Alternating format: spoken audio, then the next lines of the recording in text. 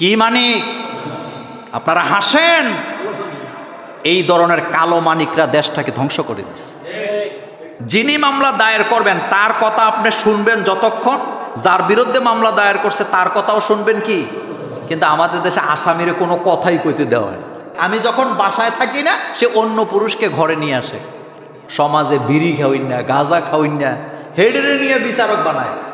সমকালীন রাষ্ট্র ব্যবস্থার, বিচার ব্যবস্থার বিরুদ্ধে কথা বলার কারণে তাকে পর্যন্ত বের করে দেওয়া হয়েছে। ন্যায় বিচার, ইনসাফ ইসলাম ছাড়া প্রতিষ্ঠা করা যায় না।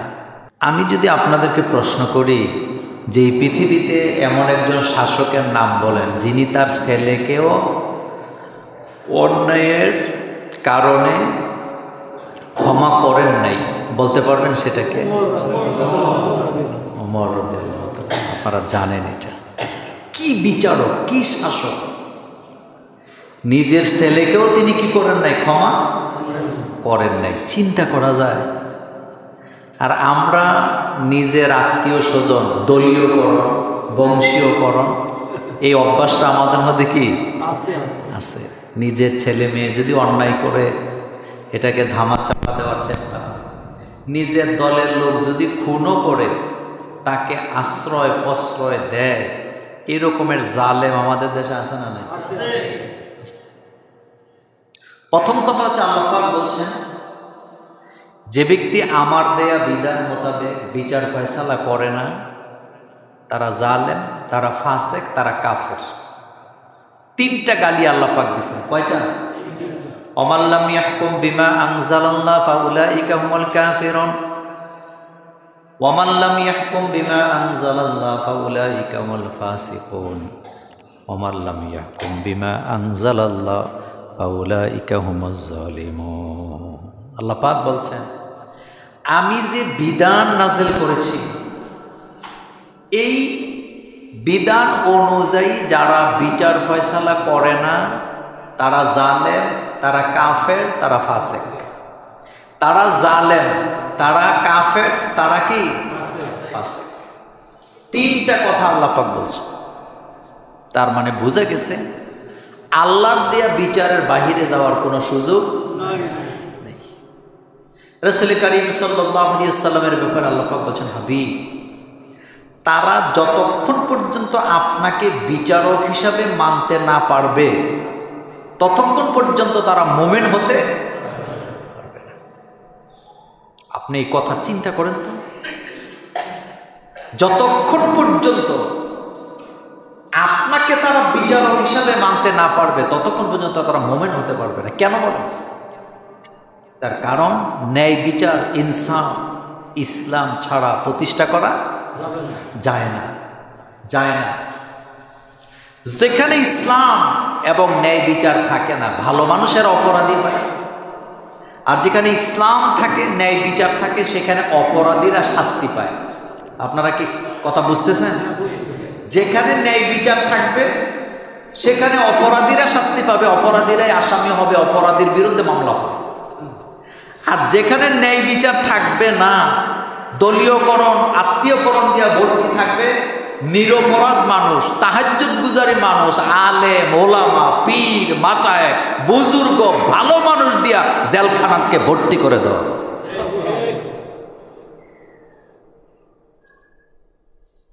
ইমামে আজম আবু হানিফা রাহিমাহুল্লাহ তিনি কি খারাপ মানুষ ছিলেন? কোটি কোটি অনুসারী তার, কিন্তু তিনি জেল খাটছেন। ইমাম বুখারী তিনি জেল খেটেছেন। পৃথিবীর ইতিহাসে যত বড় বড় মুহাদ্দিস আছে, ইমাম আহমদ বিন হাম্বল তিনি মসজিদে নববীতে হাদিস পড়াইতেন। শুধুমাত্র সমকালীন রাষ্ট্র ব্যবস্থার, বিচার ব্যবস্থার বিরুদ্ধে কথা বলার কারণে তাকে পর্যন্ত মসজিদে নববী থেকে বের করে দেওয়া হয়েছে। আপনি চিন্তা করতে পারেন? এই জন্য আপনি দেখবেন যেই সমাজে ন্যায় বিচার নাই, ভালো ভালো মানুষ জেলখানায় পাবে। আর যেখানে ন্যায় বিচার আছে, চোর, বাটপার, জুলুমবাজ ধরা পড়ে। এই জন্য রাসূল করিম সাল্লাল্লাহু আলাইহি সাল্লাম বলেছেন, আন আবি হুরায়রা রাদিয়াল্লাহু তাআলা আনহু আন্না রাসূলুল্লাহ সাল্লাল্লাহু আলাইহি ওয়াসাল্লাম ক্বাল, হযরত আবু হুরায়রা রাদিয়াল্লাহু তাআলা আনহু বলেন, রাসূল করিম সাল্লাল্লাহু আলাইহি ওয়াসাল্লাম বলেছেন, মান ওলিয়াল কাযা ফাকাদ যুবিহা বিগাইরি সিক্কান। রাসূল করিম সাল্লাল্লাহু আলাইহি ওয়াসাল্লাম বলেছেন, যে ব্যক্তি বিচারকের পদে নিযুক্ত হলো সে যেন নিজেকে বিনা ছুরিতে জবে করে দিল। কথা বুঝেন নেই? রাসূল বললেন, যে ব্যক্তি বিচারকের আসনে আদিষ্ট হলো, মানে বিচারকের চেয়ারে বসলো, সে নিজেরে নিজে ছুরি ছাড়া জবে করে দিছে। কত মারাত্মক কথা! মানে হচ্ছে বিচারের চেয়ারে বসে বিচারক যদি কারো চোখ রাঙ্গানিয়া টেলিফোনে বিচারের রায় দেয়, সে জাহান্নামে যাবে। আর সে যদি এই জায়গায় বসে ন্যায় বিচার করতে পারে, হাদিসে আসছে, সে আল্লাহর ছায়া বিনা হিসাবে জান্নাতে চলে যাবে। এই জন্য সর্দারে মাথা পরি করতে সাবধান, বিচার আচার করতে সাবধান। আর বিচার আচার করতে মানুষ মাথা ঘিলু লাগে। সমাজে বিড়ি খাওয়িন না, গাঁজা খাওয়িন না, হেডেরে নিয়ে বিচারক বানায়। কোন আলেমকে আপনি বিচারকের পদে পাবেন না, অথচ আলেমদেরকে যদি বিচারকের পদে দেওয়া হয় ইনসাফ কায়েম হয়ে যায়। এই পৃথিবীর মুসলিম যত শাসক আছে, প্রত্যেক শাসকদের আলেমরা ছিল তাদের বিচারের জায়গায়, আলেমরা ছিল বিচারের কি এবং সমকালীন মানে ক্ষমতাশীল ব্যক্তির উপদেষ্টা হিসাবে কাজ করত আলেমেরা। আর বর্তমানে যারা ক্ষমতায় থাকে তাদের উপদেষ্টা বানানো হয় সুর, বাটপার, লুটেরা, নিরীন খেলাপিদের। সুলতান সুলেমান নাম শুনছেন? ইউরোপ সহ এশিয়া সহ অর্ধেকের চেয়ে বেশি পৃথিবী সে শাসন করছে। কিন্তু আপনি কি জানেন তার প্রধান উপদেষ্টা ছিল একজন আলেম, হাফেজ। আওরঙ্গজেবের নাম আপনারা শুনছেন না? তার আমলে জিনিসপত্রের দাম কম ছিল না বেশি ছিল? এই পৃথিবীতে তখনকার সময় ভারতবর্ষের অর্থনীতি ছিল সবচেয়ে উপরে। ইউরোপ থেকে লোকেরা দলে দলে এখানে আসতো ব্যবসা করার জন্য, কিন্তু সে ছিল একজন কোরআনে হাফেজ, সে ছিল একজন বড় মাপের আলেম। সুতরাং বোঝা যায় আলেম ওলামাদেরকে দিয়ে যতক্ষণ পর্যন্ত আপনি চতুর্পাশটা সাজাতে না পারবেন, শান্তি কায়েম করা সম্ভব হবে। কারণ তাদের কাছে আছে আল্লাহ পাকের কিতাবের জ্ঞান। আল্লাহর দেয়া কিতাবের জ্ঞান ছাড়া ন্যায় বিচার করা যায়। আরেকটা কথা বলি, ন্যায় বিচার করতে হলে মাথার মধ্যে কিছু গিলু টিলু থাকা লাগে। আপনি জানেন না, কথা বললে অনেক সমস্যা। আমাদের দেশে যারা বিচার আচার করে, আপনি যায়া দেখেন, বিচারে সকল আইনের ব্যাপারে তাদের কোনো জ্ঞান নেই। যদি থাকতো, আপনি যখন বিচারের চেয়ারে বসবেন, যিনি মামলা দায়ের করবেন তার কথা আপনি শুনবেন যতক্ষণ, যার বিরুদ্ধে মামলা দায়ের করছে তার কথাও শুনবেন কি। কিন্তু আমাদের দেশে আসামিরে কোনো কথাই কইতে দেওয়া হয় না। তোর কোনো কথাই নেই, যা কথা বানাইয়া বোনাইয়া লিখে মিখে বলে মামলা চলতেছে 14 বছর যাবত আসামিরে কিছু জিগায় না। যেদিন রায় দিবে, রায় লেখা টিকে আইন না, এরপরে আসামিরে কয় তোমার কি কিছু বলার আছে? এটা কি বিচার না তামসা? তামাশা। আমি আপনাকে গ্যারান্টি দিচ্ছি, আমি লিখিত দিতে পারবো আপনাকে, আপনি যদি রাষ্ট্রের ন্যায় বিচার কায়েম করতে পারেন, একজন আসামির কাঠ করে আপনি কখনো কোনো আলেমকে পাবেন না।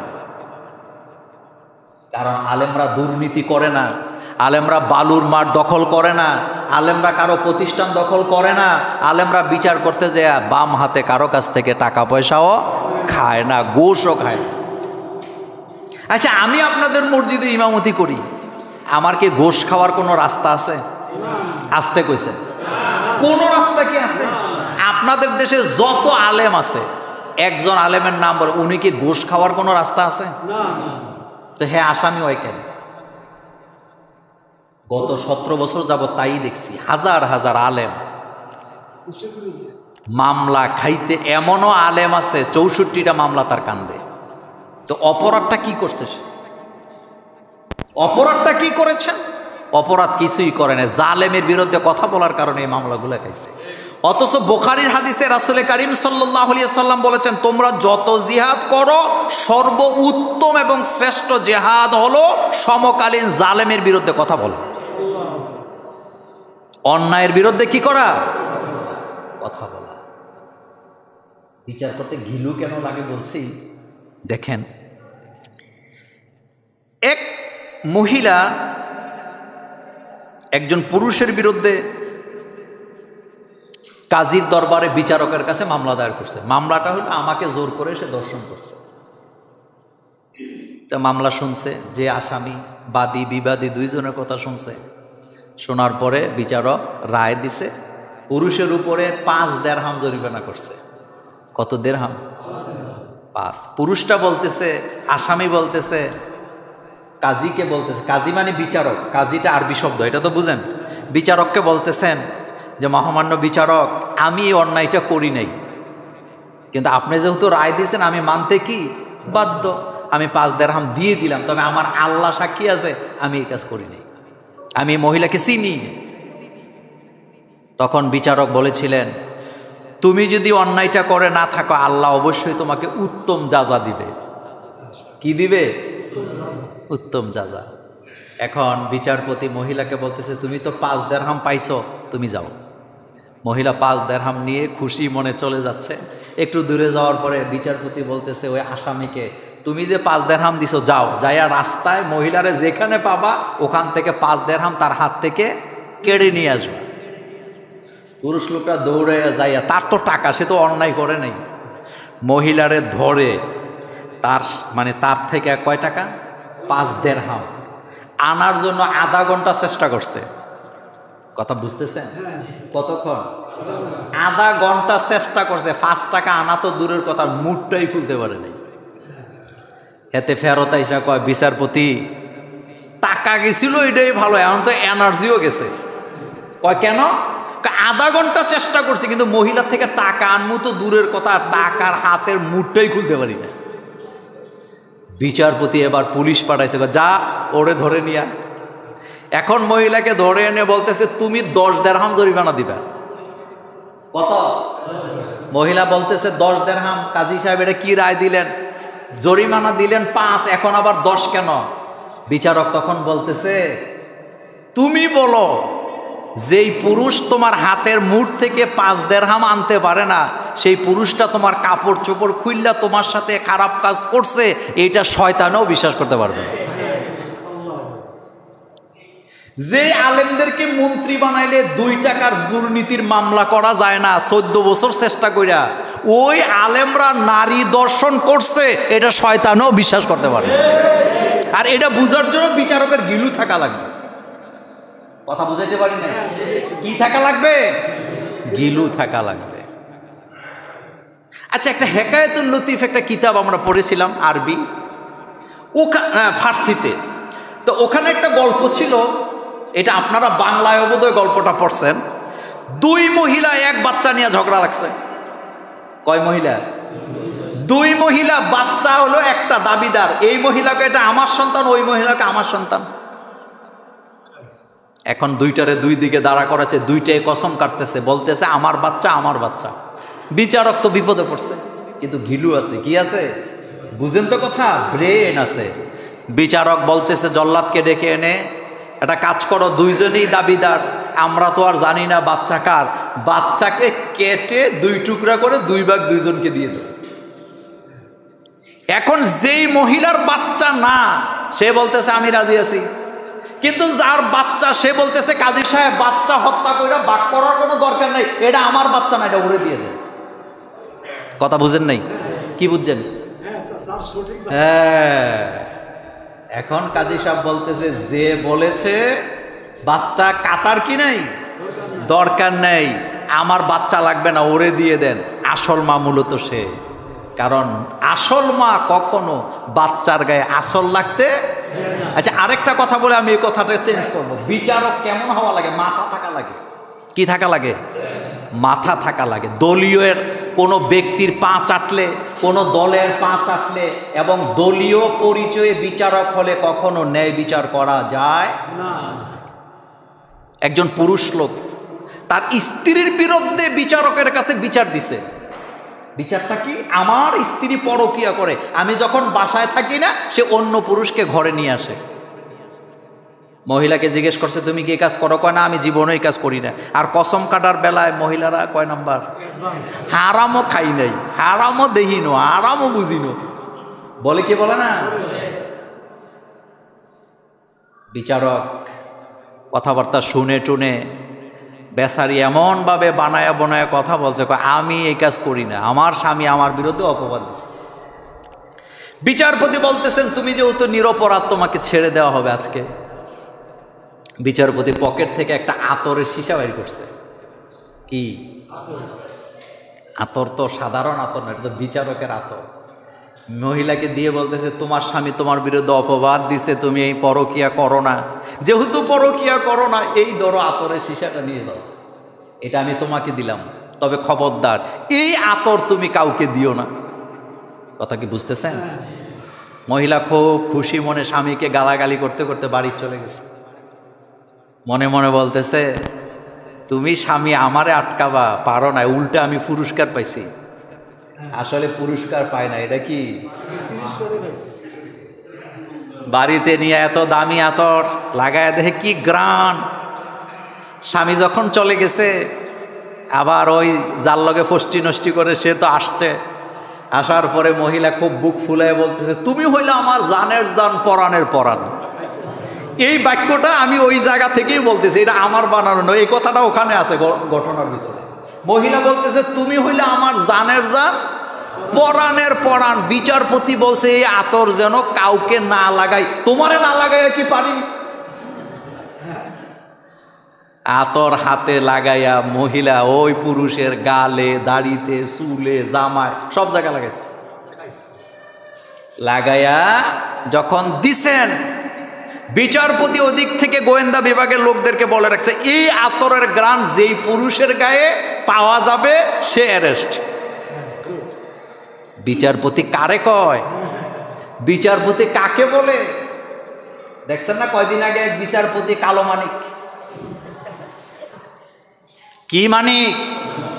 আপনারা হাসেন, এই ধরনের কালো মানিকরা দেশটাকে ধ্বংস করে দিচ্ছে। বিশ্বাস করেন একজন বিচারপতি যখন তার চেয়ারে বসবে, মামলাটা যদি তার ছেলের বিরুদ্ধে হয়, ছেলের চেহারার দিকে তাকায় রায় দিবে না, আল্লাহকে ভয় করে ন্যায় বিচার করার জন্য রায়টা দিবে।